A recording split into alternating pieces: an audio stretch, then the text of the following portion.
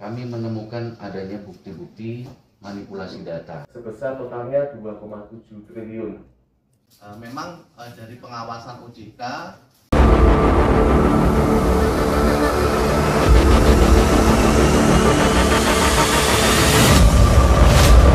Assalamualaikum Tretan, setelah mendapat laporan dari Aliansi Masyarakat Korban Wana Arta Live, Komisi B DPRD Yos Sudarso Kota Surabaya, menggelar rapat dengar pendapat RDP dengan Otoritas Jasa Keuangan OJK Asuransi Wana Arta Live dan Ketua Aliansi Masyarakat Korban Wana Arta Live. Dalam rapat tersebut, Lutfia sebagai Ketua Komisi B, memberikan kesempatan kepada beberapa pihak yang hadir untuk menyampaikan pendapatnya. Berikut penjelasan Adi Yulistanto, Presiden Direktur Wana Arta Live di dalam RDP. Kami jajaran direksi baru yang saat itu tujuannya adalah menyiapkan perusahaan. Tetapi di tengah perjalanan kami menemukan adanya bukti-bukti manipulasi data. Sehingga apapun itu risikonya kami laporkan, sudah kami laporkan ke Bareskrim Polri maupun ke OJK. Yang pada akhirnya menghasilkan 7 tersangka. 7 tersangka itu seperti Pak Hendro sampaikan tadi, 2 direktur lama atas nama Yanes Matulatua, kemudian Daniel Halim, beliau saat itu kedudukan sebagai Presiden Direktur dan Direktur Keuangan yang kami gantikan pada akhirnya. Kemudian ada karyawan yang juga menjadi tersangka atas nama Terry Kesuma dan juga atas nama Yosef Meni. Itu 4 dari perusahaan yang ditetapkan tersangka oleh Bareskrim Polri. Dan Yosef Meni itu dari jajaran perusahaan. Sedangkan dari jajaran pemegang saham pengendali dari perusahaan asuransi ini Wana Arta itu atas nama Manfred Petruska, kemudian istrinya Ibu Evelina Fadil. Ibu Evelina Fadil ini kebetulan menjabat sebagai Presiden Komisaris dan sebagai Direktur Utama dari pemegang saham pengendali tersebut yang mengendalikan perusahaan. Kemudian putranya atas nama Reza Petruska.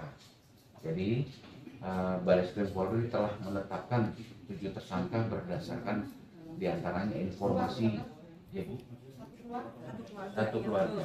Kebetulan ketiganya berdomisili ya di luar negeri, di mana saat ini statusnya sudah sebagai daftar pencarian orang DPO. Jadi bisa dikatakan buronan tanda petik.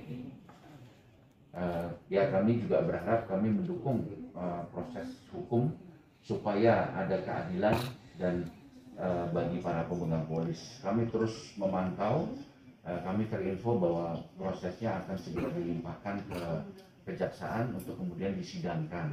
Sebelum Adi Yulistanto Presiden Direktur Wana Arta Live memberikan keterangan, Lutfia Ketua Komisi B DPRD Yos Sudarso, meminta Hendro Yuwono Salim, Ketua Aliansi Masyarakat Korban Wana Arta untuk menyampaikan aspirasinya. Pertama-tama izinkan saya menyampaikan apa yang terjadi di asuransi Wana Arta Live, Bapak Ibu.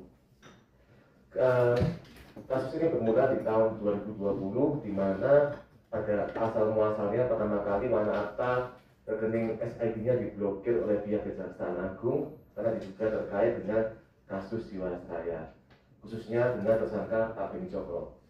Nah, kemudian berlanjut di bulan Juni, Kejaksaan menetapkan menaikkan status pemblokiran menjadi penyitaan, Bapak Ibu, sehingga akhirnya secara operasional perusahaan Wana Arta terganggu, tidak bisa membayar klaim, tidak bisa membayar manfaat yang telah dijanjikan kepada pemegang polis.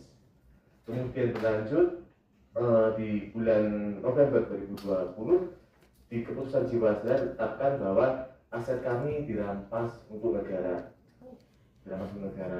sebesar totalnya 2,7 triliun, Bapak Ibu, di mana itu adalah aset daripada negara premi dari pemegang polis Wana Arta. Kemudian berangkat dari sana, pihak perusahaan mengajukan proses keberatan di pengadilan bahwa aset yang dirampas oleh negara merupakan aset daripada pemegang polis Wana Arta. Insya Allah kemudian di tahun 2021 keberatan kami dimenangkan oleh pihak Pengadilan Negeri Jakarta Pusat. Dan dalam keputusan tersebut bahwa aset kami dikembalikan kepada perusahaan.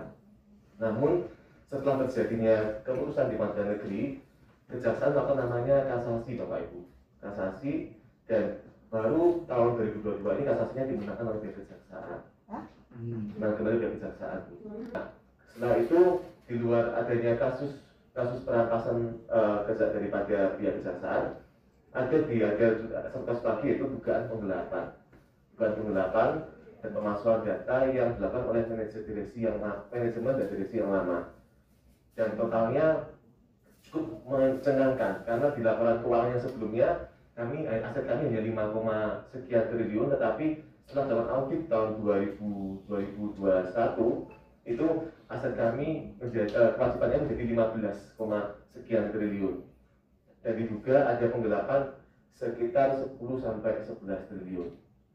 Dan sampai sekarang dari kami membawai sekitar 500 orang ya Bu yang di Surabaya, dengan total kerugian mencapai 300 miliar. Itu ada yang janda, ada yang sakit, meninggal, kemudian tidak bisa mendapatkan manfaat daripada asuransi yang dulunya kami percaya sebagai proteksi untuk masa depan dan juga hari tua. Nah, kemudian dari sana kami menyampaikan surat audiensi kepada Komisi B, dan kami bersyukur hari ini apa yang menjadi aspirasi kami dapat didengar. Jadi dari yang bisa didengar ya Bu, semoga bisa mendapatkan solusi yang baik dari pertemuan ini. Di waktu yang sama, Budiono bagian pengawasan industri keuangan non-bank, juga diberi kesempatan untuk menyampaikan pendapatnya, terkait dengan aspirasi yang disampaikan Ketua Aliansi Masyarakat Korban Wana Arta Life dan Presiden Direktur Wana Arta Life. Tadi juga sudah disampaikan dengan cukup komprehensif ya Bu ya Bapak oleh Pak Adi terkait kondisi dari Wana Arta Life inilah. Memang dari pengawasan OJK, kebetulan kalau pengawasan perusahaan asuransi itu semua memang masih dilakukan oleh OJK Pusat, Ibu Bapak. Jadi memang kondisi Wana Arta memang ya triggernya dari pengawasan memang tidak sehat, sampai kemudian juga ditemukan adanya fraud, adanya kecurangan yang tadi disampaikan oleh Pak Adi, sampai sudah ditetapkan 7 tersangka oleh Barreskrim Polri seperti itu. Nah, kemudian sampai memang selama perjalanannya itu dari manajemen perusahaan diminta untuk membuat rencana penyihatan keuangan, terus kemudian juga meminta komitmen dari pemegang saham pengendali untuk menyehatkan perusahaan, tapi memang sampai batas waktu yang diberikan memang tidak bisa dipenuhi, sampai akhirnya izin Wana Arta Life dicabut pada tanggal 5 Desember yang lalu.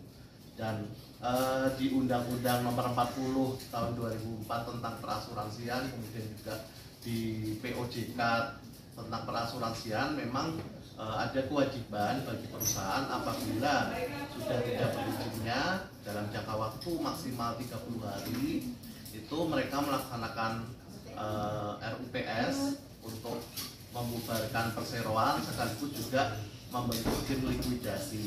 Nah, tim likuidasi inilah yang nanti akan menangani ya salah satunya pemberesan aset-aset dari perseroan untuk nantinya ya salah satunya memenuhi kewajiban kepada pemegang polis dari perusahaan tersebut. Dari kami OJK insya Allah selalu berkomitmen Ibu Bapak untuk mengawal proses likuidasi ini, termasuk nanti pemenuhannya kewajiban-kewajiban dari perseroan untuk memenuhi kewajiban-kewajiban kepada pemegang polis dari Wana Arta Life ini.